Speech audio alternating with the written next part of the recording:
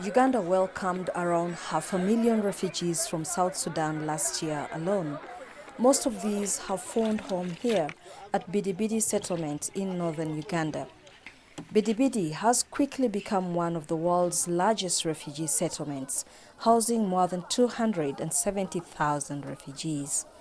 The camp is congested and resources are limited. The Disaster Management Department says it's doing all it can to manage the situation. In these settlements, the refugees are able to cope up in terms of livelihood, in that they are given parcels of land on which they grow food, and within 3 months' time, if at all the weather is good, they are able to cope with food.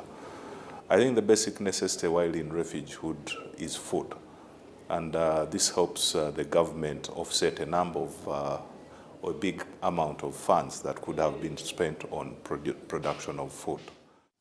There are also settlements in western Uganda where mostly DRC and Somalia refugees are housed. Mushemere is a refugee from the DRC.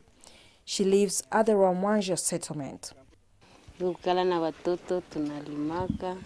I live here with my children. We dig. I am even part of a cooperative where I can borrow money. The children can go to school, and with money from the savings scheme, we can do other things. At the Rwamwanja settlement, refugees are living side by side with host communities and benefit from education and health services set up by the government. Of course, we give credit to the host communities too, that where government does not have land, the host communities like West Nile have offered this land. And in turn, we develop this land in tandem with the development needs of the areas in terms of schools. If you went to Koboko, for example, there are primary schools that have been set up, health centers and so on, which benefit both the locals and nationals. So in this way, we are able to create a condition of peaceful coexistence, and we stem off otherwise conflicts that could have come in place.